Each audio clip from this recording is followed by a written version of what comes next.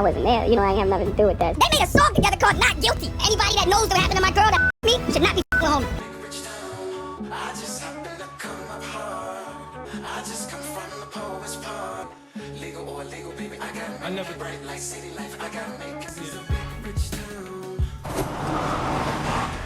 I just want to have a word with him. Talk to him, walk. No, it's like, man, I'm fucking fidgeting in your car. First, you ask questions first, and you ask questions later. You just met. I'm always right. It's like when I'm right, I'm right. And when I'm wrong, I could have been right. So I'm still right, because I could have been wrong. Say it again. Right, I'm right. When I'm wrong, I could have been right. So I'm still right, because I could have been wrong. I could be wrong right now, but I'm right. Hey you guys, welcome back to my channel. Welcome back to Since Day One. Before we get into this video today about Sean Diddy Combs as well as Britney Spears and Jay-Z, and also today we have in attendance Meek Mill and Mary J. Blige, the Kardashians, DJ Khaled, Reverend Al Sharpton, Bishop T.D. Jakes, Naomi Campbell, Kim Porter, Beyoncé, Neo, Lou Taylor, Nicki Minaj, Kris Jenner, and last but not least, we have Tupac and Biggie Smalls. And before we get into this video today, you guys go ahead and like the video, comment down below, and if you are new, smash that subscribe button to take flight with us. Fake love, I don't need it, you can keep it as a fake. I had to make up my mind. I took that weight on my shoulders. I done been down. So I was going to go search who Rich Harrison was, y'all, because all of this is new to me. This was when I was a little girl, so I had to go and do lots of research. And when I went to go look for Rich Harrison, I found this post on Twitter from June of 2022. Someone named DJ Crooked said, now that this Bayhive swarm is dying down, LOL, here's the actual factual true story. DJ Sir Charles just wrote this incredible breakdown of how he worked with Amerie and Beyoncé Records with Rich Harrison for Columbia during the early 2000s. And allegedly, this is the real story behind the Amerie, Rich Harrison, and Beyoncé triangle. And I just want to add a small disclaimer in here, y'all, that God is creating this video. I am not making this video today. It is God, and he has been making this video for the last few days. And if you know, you know, and what's understood does not need to be explained. I don't know. I just feel like this is spiritual warfare going on, and God is telling me to pick and choose what content to show you guys today, and that is what I am doing. I am being obedient and following what God tells me to do. And with that being said, let's go ahead and hop back into the video. It goes on to say nobody, and I mean nobody, knows exactly what happened in this situation but me. For years, I've heard every assumption, theory, perception, etc. of what happened. I came to Columbia Records January 2001 from TVT Records. Coming in as the new hire, my job was to rebuild the DJ department and repurpose the focus of the street team. My title was Senior Director of DJ Marketing and Promotion, same position I held at MCA and TVT. My first project coming in was Amerie's first album. She wasn't a priority at all. Her manager had a great relationship with the SVP and was able to secure a deal for his artist Amerie. I was asked to make this project work. Coming from DC, I was already familiar with Rich Harrison and his production history with Chucky Thompson, etc. The first single they played for me was Talking to Me. I liked it, but not as a first single. They even shot a video and were ready to put it out. I listened to the whole album and I told them, why don't we fall in love? I said that fits her vibe. It's a real girl next door sweetheart kind of vibe. The label in Rich said that's not a full song. It's just an interlude and it's only 2 minutes and 40 seconds long. I said, let's extend the intro with a 4-bar loop and DJs will cut it up. They said, whatever you want to do. Corey, Rooney, and Rich brought me to Sony Studios and made the edit.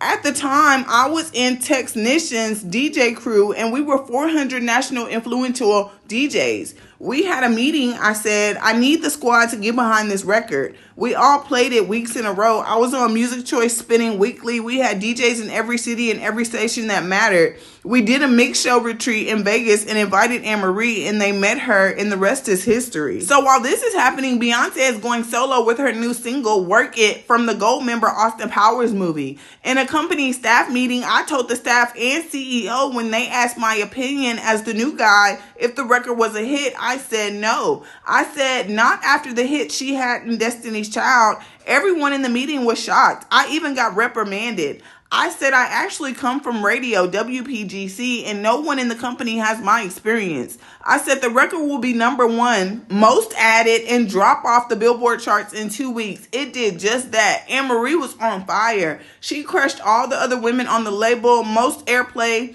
So the head of Urban came to my office around 7 p.m. I worked late. He asked me to call Rich and get a track for Beyoncé. I called Rich while Mark was in my office and asked Rich, and he said he had the perfect song. I'm sure it was originally for Amerie, but her management was trying to get a of Rich's production deal. So Rich was like, I got this song, Crazy in Love. He sent it. I loved it. Beyoncé cut it. It came out hot as fire. The label, aka my bosses, hated the record. They said it was a regional sounding DC go-go record that was too noisy and it would not work with radio. So Beyonce and her dad decided to put Jay-Z on as a rap duet to make it hotter. Label heard it and said it was whack. Now keep in mind the marquee rapper in Colombia was Nas. Nas was the one who slammed Jay with Ether, so now it's political. Nas was about to leave unhappy with how things were going, so I was instructed to stop promoting Crazy in Love and focus on Me, Myself, and I. I told my bosses that song is 84 BPM. Crazy is 99 BPM.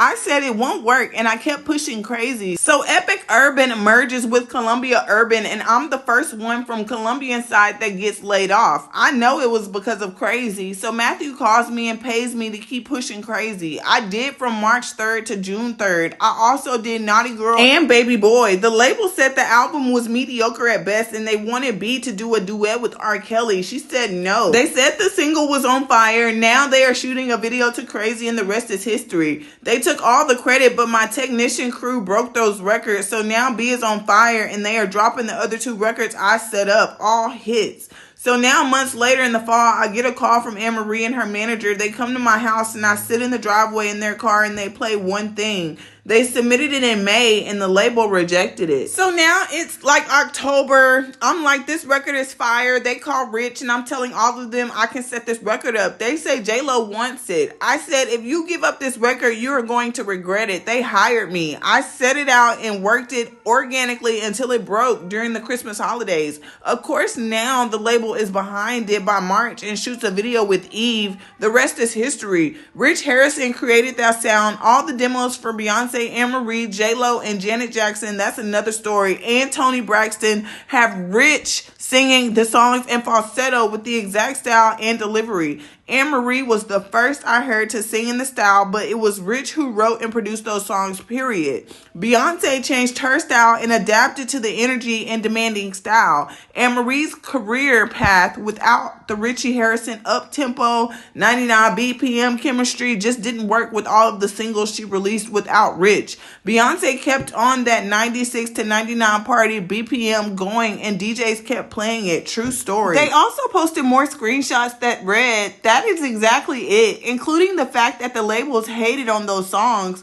Footy got Wendy Williams to play Amerie. She broke that record in New York and I broke it in the clubs. And this was when Wendy Williams had worked for 98.7 Kiss FM in New York City. They go on to say, yes, this was all happening during the takeover / ether war.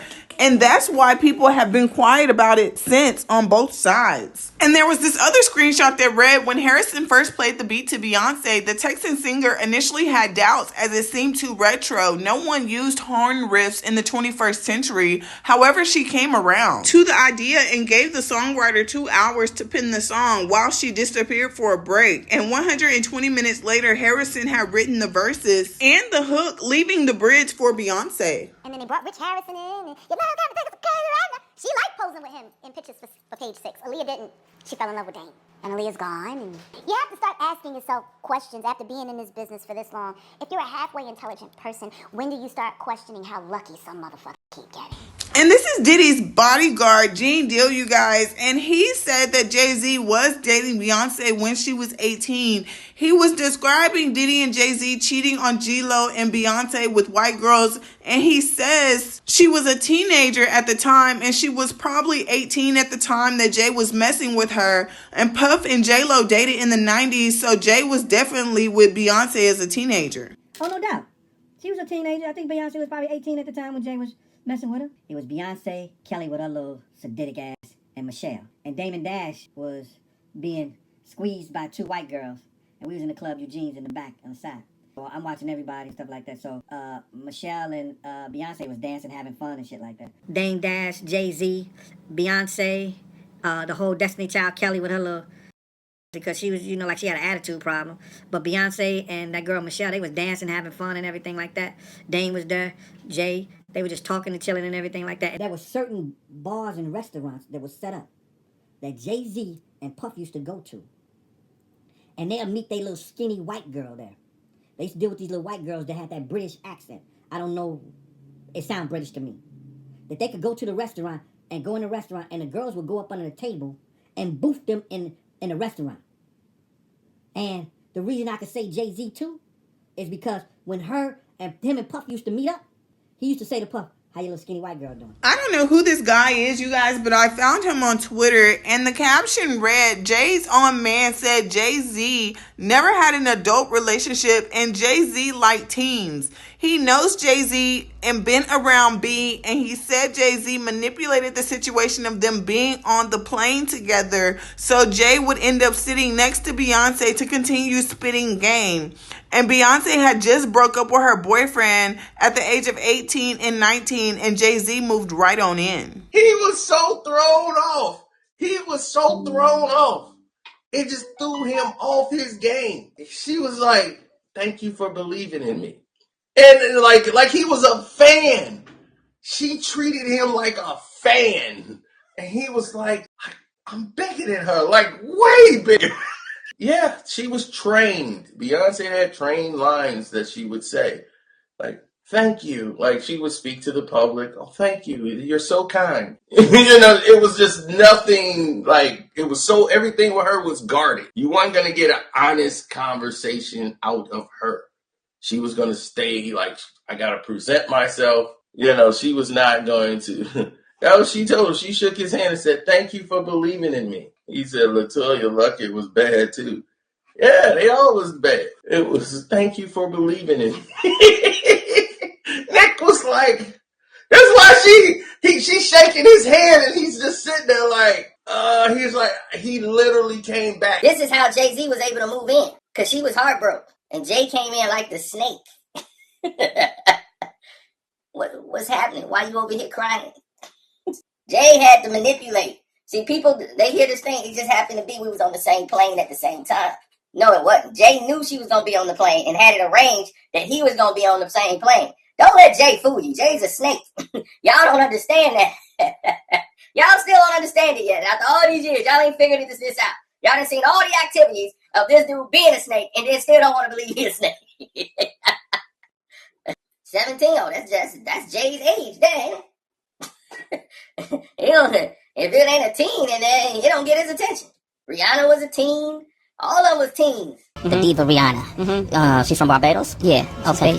Okay, she's Bayesian. How did you come in contact with her? I mean, did you fly over there? No, Jay Brown actually bought me the song. She had a song right now that says, I want to say massive, when I first heard the song. And I was like, you know what, bring her by. And when she walked in the office, I was like, you know, she just had, it was just something about her. It was just, she had this, you know, it was just something about it. And then sat down and we talked. We signed it that night. Really? The 3 in the morning was when that contract got signed. So from the meeting around 3, 4 in the afternoon, we signed it by 3 in the morning. I found this one post on Reddit, you guys. Someone has said that he started the rumor of Jay-Z and Rihanna because it was his job to promote Riri's new single. He said they definitely had a relationship, but that he had to cover it up because Jay-Z was with Beyonce. And Rihanna was underage. This is Jay-Z's pattern. Along with Foxy Brown, his alleged baby mama, etc. His relationship with Diddy and R. Kelly is a little too close for comfort.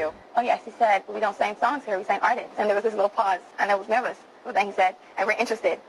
And there was this sudden feel of relief. But then he said something about a window and a door or something. Oh, then he said, he did it one word. I did a lot of work on you. He said, "There are 2 ways to leave here, either through the door with the deal signed or through this window, and we're on the 29th floor."